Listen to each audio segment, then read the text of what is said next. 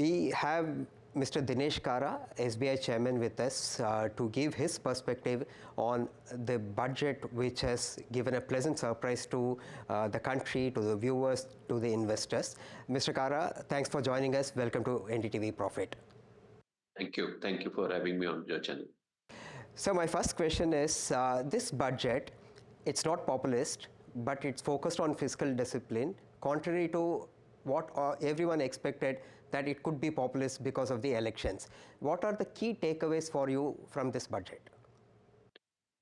I would say that the focus is very clearly in terms of maintaining the fiscal discipline and also ensuring that the continuity of the policies which have been pursued in the past in terms of focus on infrastructure, focus on the new initiatives like solar so that the economy moves towards green, and which will ensure that the commitment towards the global objectives also are achieved.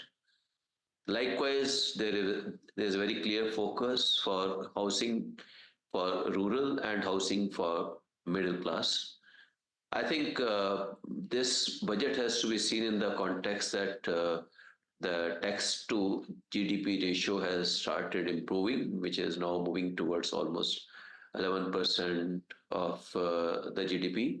So I think these are very encouraging trends which have been captured in this budget. And there's a very clear focus in terms of ensuring that these trends are sustained on an ongoing basis. So I would say that this budget is essentially aiming for support to the economy on a sustainable basis and actually leading it to become the developed economy at the earliest.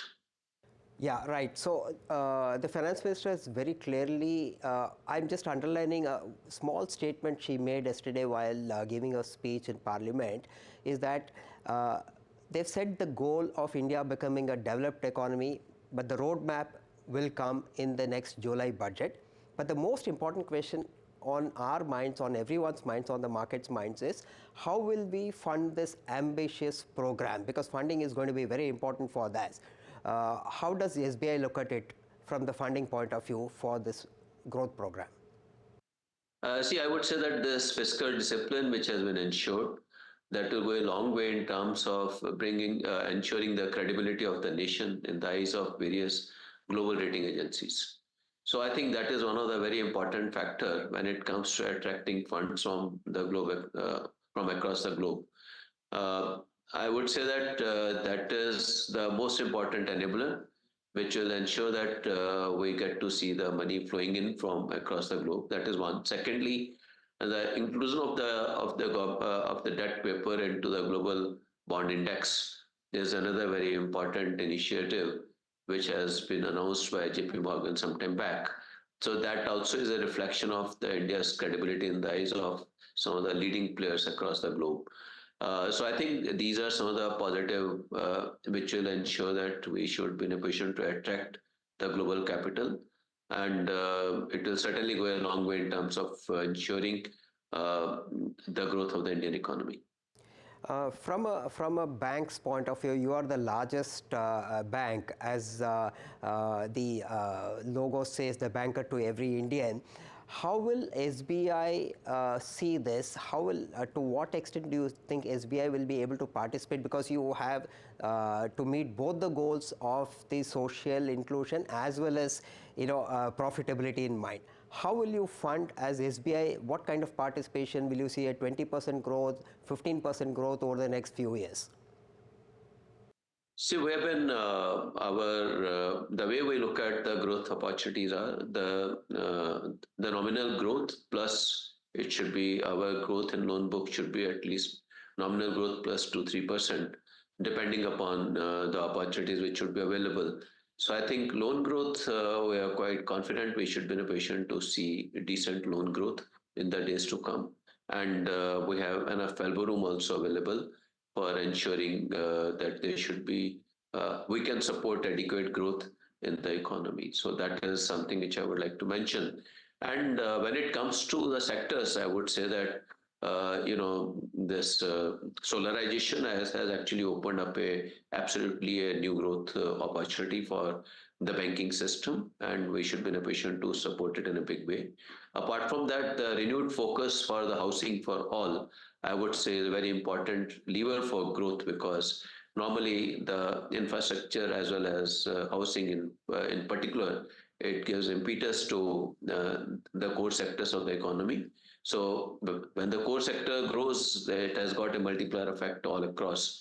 So I would say that the way I look at it is that there is going to be decent growth opportunities in retail, SME, into the corporate, into the rural sector, and we have got the reach, and we have got the ability to serve the countrymen, and I'm quite confident that we should be in a position to ensure very effective and major participation in the growth of this economy. Okay, that's very interesting to know. There is a confluence of events happening in June, July. If I can look at it from a slightly short-term perspective, one, the interest rate cycle is turning now very clearly. It's a matter of when Fed will cut the rates, and within India too, the inflation is abating. Interest rates are still held tightly, though there is a tight liquidity.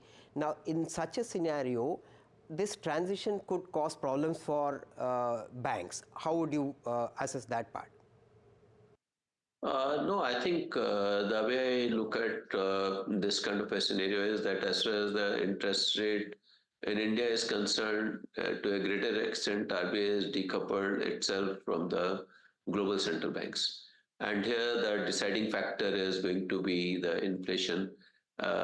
And also my sense is that the way inflation trajectory is seen, perhaps we can get to see the interest rates falling sometime in the third quarter of the next financial year.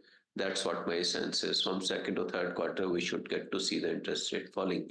So I think with that kind of a scenario, it will certainly be a boost for the economic activity.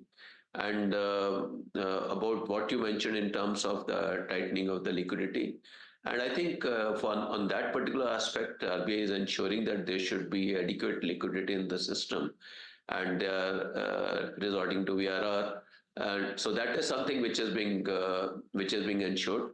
And enough liquidity to support the growth initiatives of the economy is something which is ensured by RBI, and I think it's a very welcome situation, because excess liquidity can certainly create inflationary conditions, and we have to keep the inflation in check so that the interest rate should move towards the downward trajectory.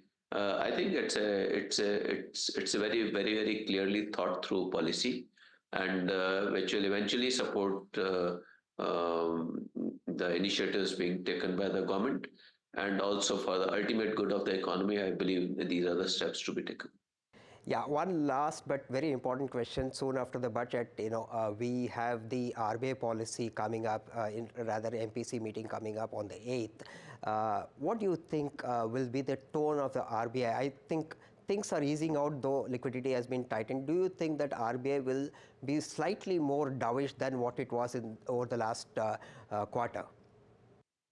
I think perhaps I'm not expecting any kind of a change in stance or the direction as of now, but maybe they will. MPC would have even much more data, which I'm not privy to, so I'll not be in a position to really comment much on that. But my overall sense is that perhaps it is likely to be the tone, and also the direction should be what it was in the last policy. Okay, thank you, Mr. Khara, for joining us and giving us your take on the budget, on the economy, on the liquidity system, and the upcoming policy. Thank you so much for joining us. Thank you. I appreciate it. Thank you very much.